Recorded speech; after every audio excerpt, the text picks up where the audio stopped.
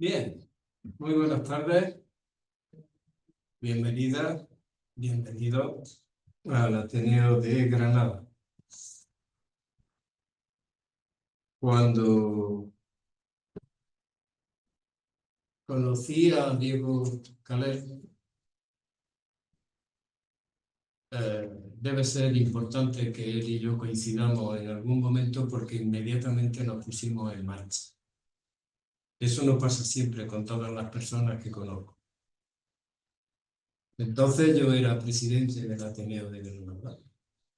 Ahora ya, por fortuna, ya no lo soy. Ahora ya en el cartel me presento como psicoanalista, que es mi profesión de toda la vida. De manera que ya me puedo dejar a un lado todas las cuestiones protocolarias e institucionales que iban pegadas al cargo y hablar como Jesús, psicoanalista, que tiene hoy la alegría y el honor de presentar a un paisano que no solo escribe muy bien, sino que está muy bien situado para escribir, que es lo que me ha llamado la atención. Que en Baza haya alguien con esa lucidez que tú tienes a propósito de lo que está pasando en este momento en la vida y en el mundo. Lo que me lleva inmediatamente a agradecerte que estés esta tarde aquí en el Ateneo de Granada. Estamos grabando, muchas gracias, el acto. Esa grabación estará subida al canal YouTube del Ateneo y por tanto disponible para ti y para los que haga falta y para los que quieran. Y además de tu presencia esta tarde aquí, tenemos también a Mónica Martínez, que conocí también ese día. Muchas gracias por venir esta tarde.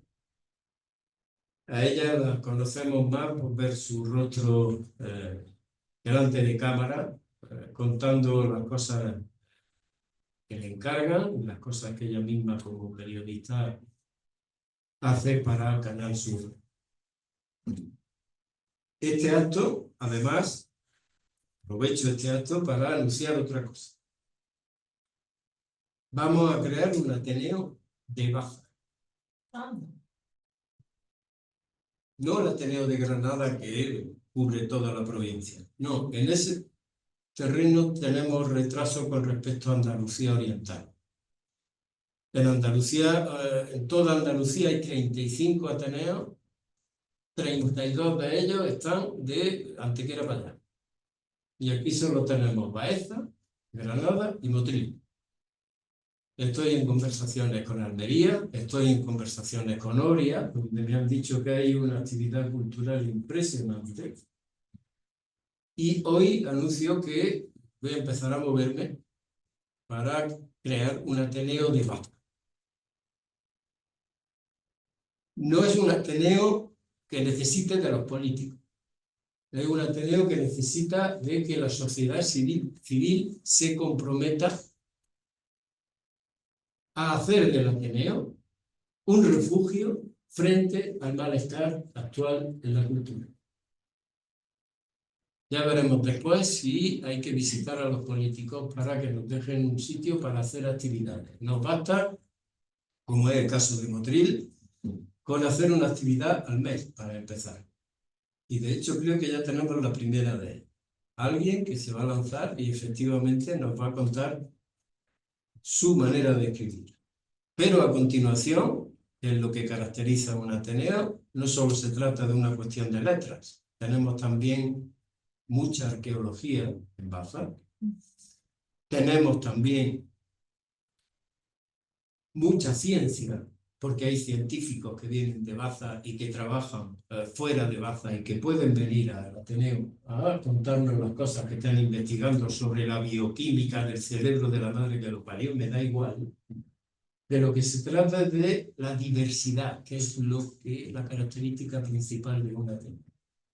Que no sea solo de un solo palo, que toque todos los palos del flamenco. Para eso, todo lo más que necesitamos es de la generosidad de la sociedad civil con una cierta cultura, porque los Ateneos se fundan en concreto el Ateneo de Granada en 1883, es decir, que no fue antes de ayer, y se fundan justamente como proyectos ilustrados, en el momento en el que se pensaba que la razón no tenía monstruos, como después Goya se encargó de plasmar en su libro. Así que muchísimas gracias a los dos por venir esta tarde. Tiempo después aprovecharemos y contaremos cómo el día que viniste aquí dimos los primeros pasos para hacer el Ateneo de Bazar. Era bonito. Gracias precisamente a este libro, Las dos gravedades.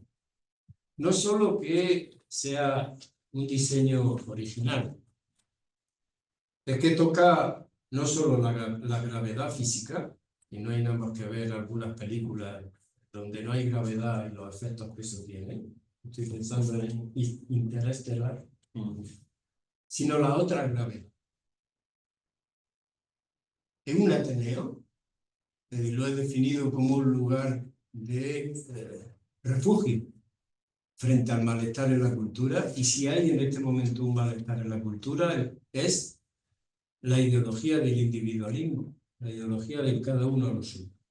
Y el Ateneo va en contra de esa ideología porque estamos por lo común. Y lo común no es lo que tenemos en común. Lo común es lo que nos diferencia. Y lo bonito es hacer cosas a pesar de las diferencias, o precisamente por las diferencias. Y la segunda gravedad, además de la física, es precisamente esa. La que une o desune, articula o desarticula las relaciones entre los seres humanos.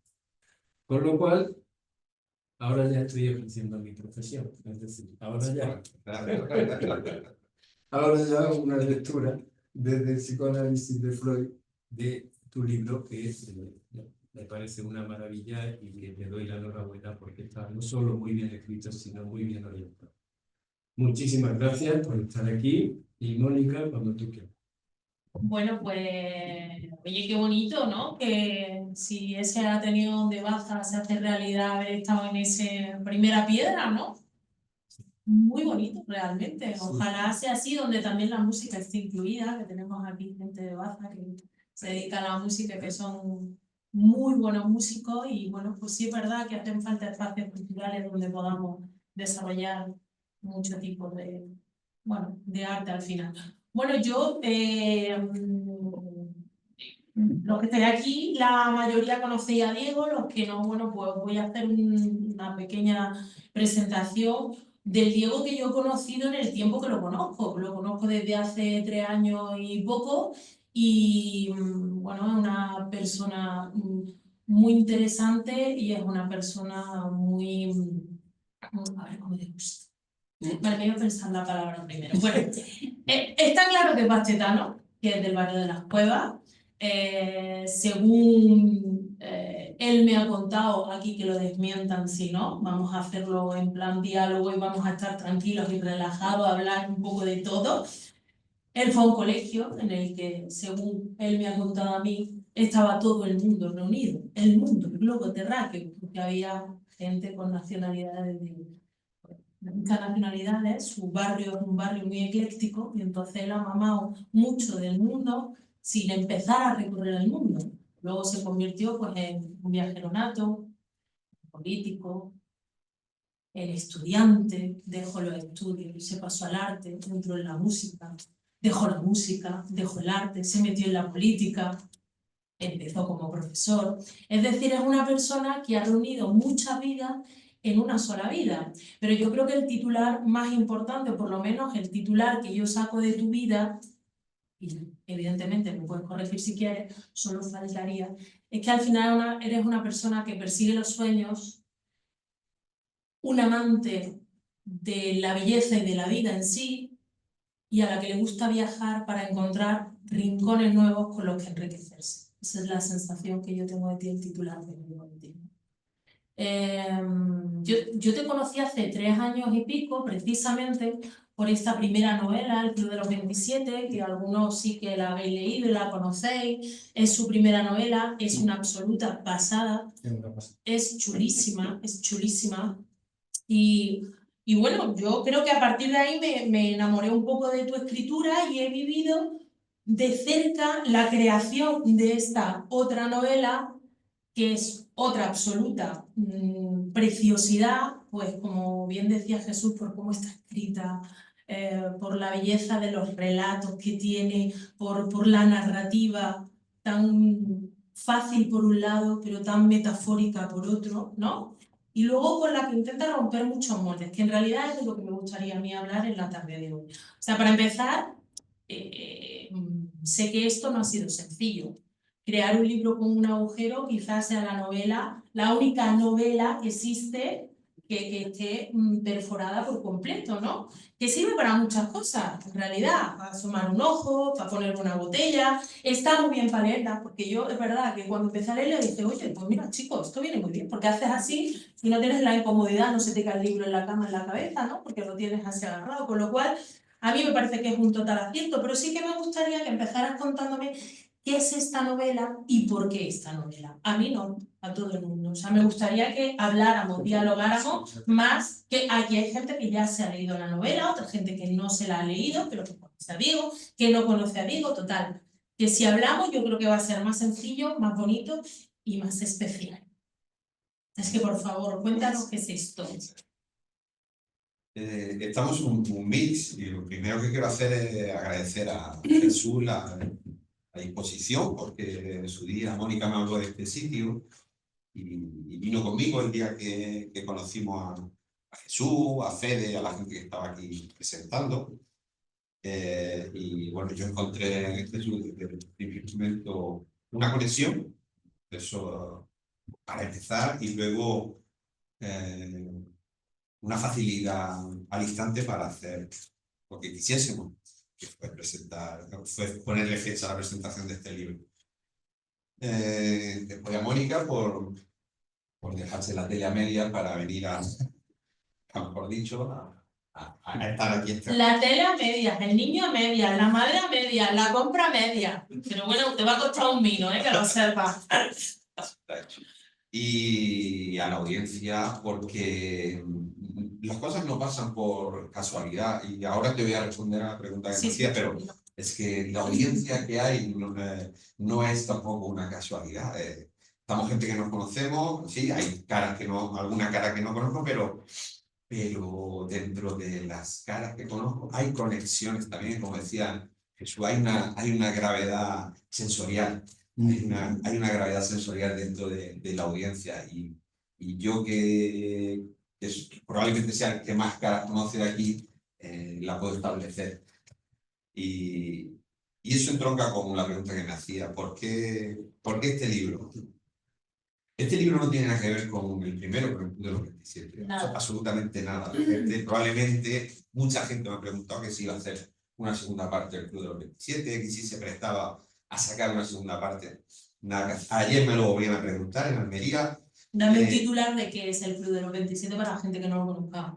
Un titular. Bueno, el Club de los 27 es un recorrido histórico desde el origen de las religiones hasta nuestros días y que tiene como pretexto, yo siempre he dicho, el llamado Club de los 27, que es un grupo de músicos famosos que mueren trágicamente a la edad de 27 años y como trasfondo tiene todo lo que te acabo de decir y una historia de amor. Perfecto. Y este libro, os hago un esbozo muy rápido, es para el que no se lo haya leído, es de repente empieza a desaparecer la gravedad en puntos muy específicos del planeta, de la Tierra, y lo hace con una forma muy definida, que lo hace en forma de cilindro, de 2-3 metros de diámetro, y empiezan a aparecer esas faltas de gravedad en puntos muy concretos de la Tierra, que vienen a ser los países o las zonas más industrializadas, más ricas del planeta, en Occidente. Eso se va liando, se va creando la madeja, van apareciendo cada vez más tubos, y con la salvedad de que en los países, ese hemisferio sur o en ese hemisferio pobre, esos países pobres del mundo, no se dan casos de desaparición de la gravedad. Y a partir de ahí, pues no hacer mucho más spoiler, aunque ahora lo haremos cuando desarrollemos la temática de por qué hay que hacerlo, pero aún haciendo spoiler, yo creo que después leyéndolo no pierde encanto, aunque te hayan un poco desvelado lo que pasa ahí. ¿Por qué este libro? Como decía, no tiene nada que ver con el primero, pero sí tiene que ver conmigo. Este libro es una deuda pendiente que tenía conmigo y con el origen del que vengo, el origen del que vengo y la tierra de la que soy, que es compartir mucho de lo que y también al 50%, porque vienes también de ahí, de ese altiplano. Y igualmente, y por eso decía que hay conexiones dentro de. Entonces, está aquí, el altiplano está aquí, y es una deuda que tenía con una querencia que me nace cuando soy un crío. Aquí en la contratapa habla de que el recuerdo que tengo de cuando era pequeño es que estaba siempre andando, que andaba para ir al colegio, tenía 2,5 kilómetros, para volver otros 2 kilómetros, para ir a clase de guitarra, para volver, estaba siempre andando y decía, quiero crecer para dejar de andar. Pero luego la vida me ha hecho ver que vivir no es otra cosa que andar, hacer planes y que se cumplan. Algunos de ellos, como ponía, y siendo cumplidos algunos ya somos felices. Y que se trata en realidad de andar, y que lo que hacía de crío y quería dejar de hacer es lo que da sentido a toda la vida. Entonces, vengo de un sitio, el Altiplano de Granada, que para mí tiene una connotación vibratoria, si lo queremos llamar así. Es casi todos los que estamos aquí, me atrevería a decir, conocemos esa zona. Y sabemos de lo que estoy hablando. Hay una, no sé, hay una sensibilidad que emite el terreno, ya no es solo de las personas, sino del paisaje. Entonces, yo me he criado ahí y después la vida me ha llevado a 1000 sitios. He vivido en 1000 sitios alrededor del mundo y he viajado por 1000 sitios alrededor del mundo. Pero siempre he tenido, es decir, nunca me he separado de ese origen. Y para mí, la deuda que tenía conmigo, con mi familia, con mi entorno y con el sitio que me dio la vida era devolverle una historia que fuese parecida a esta. Y Las dos gravedades nace con esa vocación de ser un libro bonito, un libro bello, que hable al final de todas las cosas que yo siempre hablo. Aunque sea un agnóstico confeso, siempre hablo de religión, siempre acabo hablando de religión. Es decir, estamos pintados de religión y siempre acabo hablando de temáticas que se van repitiendo. Y aquí no iba a ser menos. Pero por ese denominador común que es el origen de la tierra, el altiplano de Granada. Y aunque no esté citado con nombres expresos, está por todas partes el altiplano y el realismo mágico que impregna a ese altiplano, con lugares o con sitios comunes que la gente que la lee y no es de allí me pregunta, esa cuesta del efecto óptico, ¿de dónde te inventas eso? O el árbol que se come en las señales del tráfico, que no soy yo el primero que lo hace, ya lo hizo Saramago en La Caverna, aunque esté feo compararse mucho más con Saramago. Pero hay una serie de sitios comunes aquí que después la gente me pregunta cómo tiene la capacidad de inventarse eso, y digo, no es capacidad de inventarse nada, es que existe, son sitios que existen. O sea, hay un realismo mágico que impregna el sitio de donde venimos, ese altiplano granadino, que a mí me hace muy fácil poder escribir y reproducir un realismo mágico que no me estoy inventando, que es que existe. Muy bien. Muy bien. Y eso con una pregunta. Porque ¿a cuánto tiempo tenéis? ¿Lo habéis conseguido? Una pregunta. Oye, no me va la cabeza. Es Manolino, no me va la cabeza lo que me diciendo. Bueno, una cosa que me gusta mucho y que me llama mucho la atención es que este libro está hecho de 1000 personajes. ¿Quiénes son esos personajes y por qué haces una novela en la que no hay un protagonista o unos protagonistas, sino que todo el mundo aporta? Pues mira, es una colmena del siglo XXI, aunque no salga ni el café de Doña Rosita, ni... En el sentido de que, sí, es verdad, salen del orden de 200, 300 personajes, puede ser. Hace como 5 años, cuando yo empiezo a idear esta novela, yo hago un casting en mis redes sociales y pregunto, el que quiera salir, la que quiera salir, voy a escribir un libro sobre la gravedad. No sé de lo que va a ir, pero el que quiera salir, que me deje un comentario, que me articule, que me diga una razón por la que debería salir o dónde se vería. Luego yo lo he puesto donde me ha dado la gana y con el nombre que me ha dado la gana. O no lo he puesto con una persona, sino que le he puesto una calle porque me apetecía. Me he sentido hasta político poniendo calle que a mí me daba la gana. Y la realidad de eso es que en las presentaciones que llevo y en el libro se sale en diciembre, ya tiene un recorrido de 3 meses más o menos, y hay mucha gente que lo ha leído. Entonces, esa maniobra de los personajes es también una maniobra marketingiana de decir, bueno, pues si vete a 300 personas que tienen nombre y apellido y se ven en un libro, pues lo van a comprar, ya tienen 300 ventas hechas. Y si a esas personas luego les calientan la cabeza diciéndole, se acerca la Navidad, se acerca el verano, nos regala un libro, sales en un libro, pues te va a hacer otra vez. Entonces, 300, 450... No, al final uno viene de... Pero esa no es la razón. No, pero Esa no es la razón. más allá de eso, Ahora sí. más allá de eso, esas personas salen. Sí es verdad que se produce una bola en el sentido de la gente, ahora sí me ha pasado cuando voy por Baza, me dice, que salgo y no sale. Ah, no sale. Perfecto. Lo que sale aquí salía alguno. Sí, ¿Salía alguno? sale. ¿De aquí? Sí, ¿no? Pero bien. Hay gente Sí, que sale, ¿no? hay gente El único contexto es Manoli, yo no sé si... sale. Sí sale, ¿no? Vale. Sí sale. Y es un reto, en realidad, hacer una novela sin personajes principales, como pasa aquí. Claro. Es un reto. Y un reto no pequeño.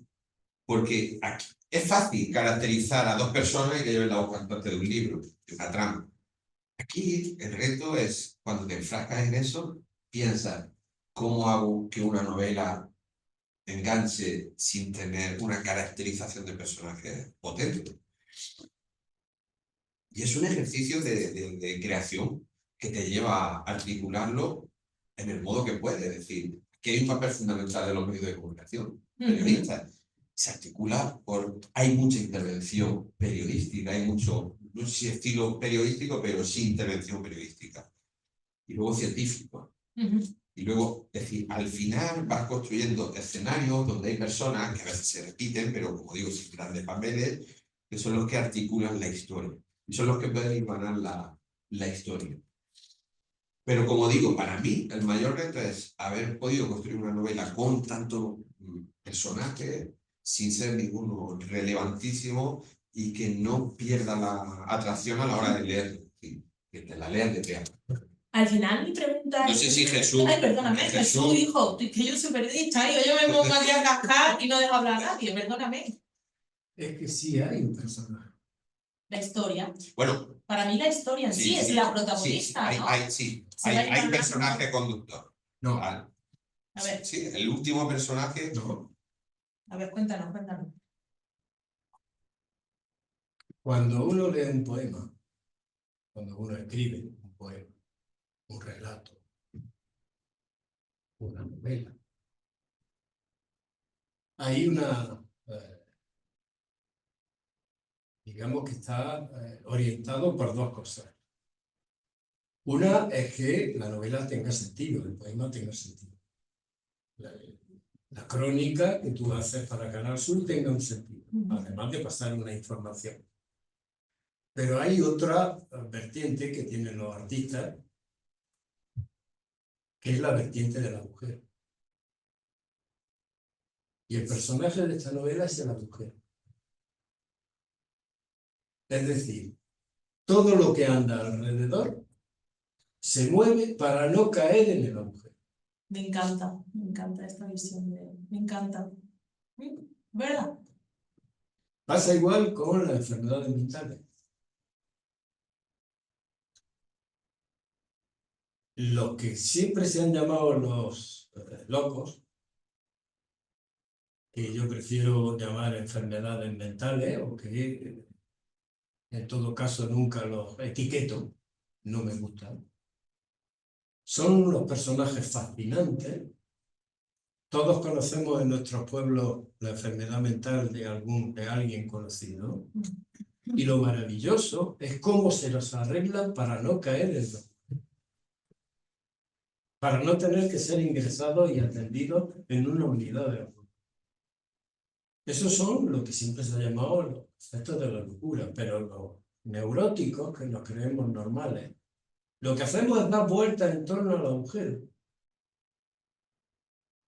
Y ahí hay cosas históricas, como por ejemplo que en mi generación, época de la transición, estábamos vueltas en torno al dilema entre dictadura y democracia. Y hoy día, 50 años después, estamos dando vueltas otra vez porque vamos de la democracia a la dictadura. Por eso digo que el personaje es el agujero. Y lo que hacéis los artistas, lo que hacéis los profesionales, es velar el agujero para que la vida tenga un sentido. Pero el agujero está siempre cuando se crea, porque si no hay agujero, no hay invención. Y si no hay invención, no hay arte. Y si no hay arte, no hay amor. Y si no hay amor, mejor que nos caigamos por el agujero. Claro. Pues sí, hay unos versos. Hay un gran verso. Me gusta mucho eso. Sí, me ha gustado a mí también. Yo lo que te iba a decir es que al final, en la historia de las dos gravedades, para mí es la protagonista del libro, la historia en sí, es decir, ¿qué está pasando, no? O sea, cada personaje va aportando un pequeño granito de arena para construir la historia en sí. No sé si tú te lo enfocaste así desde un inicio, fue algo que pasó, o tienes otra visión como la de Jesús. No, no, voy encontrando, es verdad que me está pasando en las presentaciones lo que me acaba de pasar, lo que me acaba de pasar con Jesús. Voy encontrando lecturas de las que yo no había sido totalmente consciente, pero tienen todo el sentido. Es como lo que decía antes de los pequeños personajes que dicen, salgo y no sale. Y otro que me dice, no me has sacado, y yo digo, ¿te lo has leído? Y dice, sí, pero he leído, salgo. O sea, pero he leído, pero no me he visto, salgo. Y yo, léetelo. Te vas a encontrar. Entonces, yo cuando escribo, yo soy autodidacta, es decir, no me forman otras cosas, pero no para escribir. Pero es verdad que cuando escribo el Club de los 27, esta novela es más literaria, mucho más literaria que el Club de los 27. El Club de los 27 nace con la vocación de ser más masivo, de llegar, porque yo no había escrito nada y digo, quiero llegar a mucha gente con una historia que sea atractiva. Y entonces, el guión es muy peliculero. Por ese tiempo yo andaba viendo muchas series, yo soy adicto al cine, me encanta el cine, pero el cine probablemente probablemente el que menos gente ve. Entonces, ¿por qué? Porque me llama la atención del cine cosas que al común de los mortales no les llaman la atención. Entonces, manejo mucho el cruzar historia, el jugar. Esto tiene una estructura de un guión cinematográfico, probablemente, y juega con eso. La estructura forma parte del texto para tener forma también y tener entidad. Si 3 días después juegas con la puerta, la ira, la palo. Y aquí, aunque en menor medida, también pasa eso. Si acordáis la serie que he perdido, que fue un boom, aquellos que se quedan en la isla y dicen, y el final, y todo el mundo decía, el final, Fabio, tápate el oído, el final, una mierda. Y dice, pero es que lo que llama la atención es el desarrollo. Que con lo que tienes que disfrutar es con la historia. El final está de más. El final en este caso no es tan relevante. Porque estamos habituados a que el final tenga una importancia. No, hay maneras de componer en las que el final no es tan importante como nos han hecho creer. Y a la hora de escribir, la pregunta que me hace es si tiene ese sentido, pues probablemente sí, probablemente me he centrado en hacer, mi intención ha sido esa, en hacer una historia tan bonita, o era mi pretensión, ¿sí? Por eso es más literario. Acercarme incluso a la poesía cuando escribo aquí algunos pasajes, que mi vocación con respecto a este libro ha sido hacer al lector, a la lectora que disfrute con la historia, más incluso que con el final. Al final, no me salió un final, valga la redundancia, malo, creo, es decir, salió redondo, como el propio círculo. Salió bien dentro de... Porque la gente estaba diciendo, oye, me quedan ya 15 páginas y me tiene que aquí no pasa nada, que no sé lo que va. Pero lo ha resuelto bien. O sea, tu pregunta es, sí, probablemente yo me he recreado con la historia y con el contorno de la novela, de manera que no sé si lleva alguna pregunta más sobre la estructura del libro, si no te lo cuento ahora. Más adelante. Que sé, luego lo hablamos. Vamos Ok. a... Ahora es que yo quiero, es que si no sabes lo que pasa, que se me olvida lo que te quiero preguntar y ya cuando vuelvo que ya no me acuerdo. Entonces prefiero preguntarte ahora porque es que estás diciendo, voy construyendo, voy no sé qué. Y a mí hay una cosa que me gusta mucho del libro, que siendo un libro tan corto en extensión, le metes caña a todo. A todo.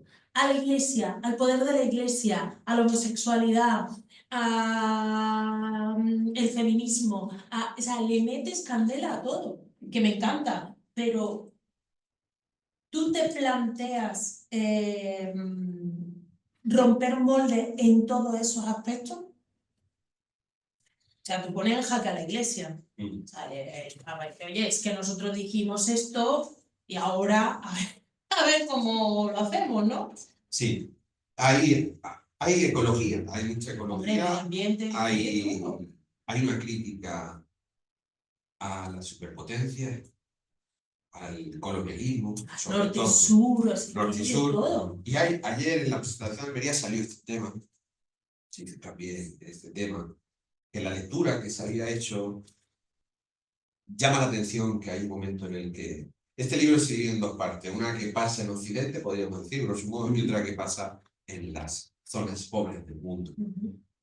Y las zonas pobres del mundo están muy centradas, muy focalizadas en África, en Gabón, en Senegal. Y al final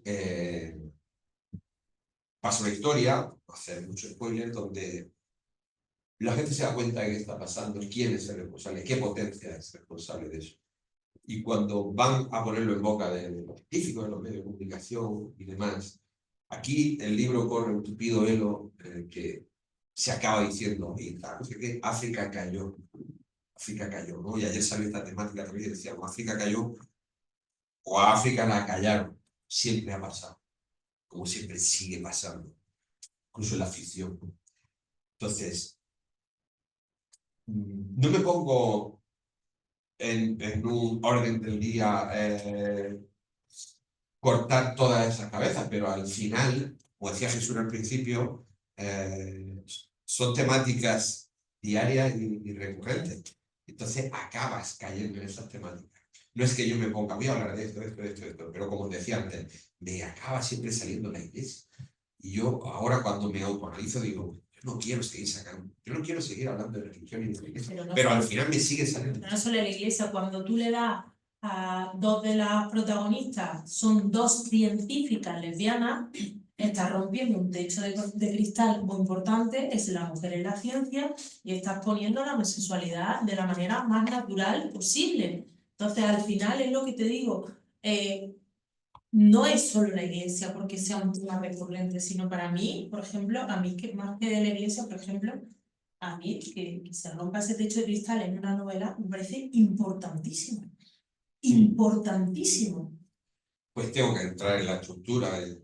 Pues habla de la estructura, hombre, si no está presionando. Venga, vamos. Chicos, va a hablar de la estructura del libro, que no quería hacerlo, pero yo lo he incitado a hablar de la estructura del libro. No, porque ¿No? bueno, lo que... Claro, yo te cojo el micro a Me puesto un micro sin soporte. Sí, aposta. Venga, va, toma. Venga, va. Espérate, cojo de eso. Bueno, muy bien. Yo me dedico a eso, o sea, no tengo problema tampoco. El libro tiene dos partes muy diferenciadas. Libro primero y libro segundo. Luego hay un libro tercero, pero tiene muy pocas páginas. El código se llama un principio, trama, desenlace, pues libro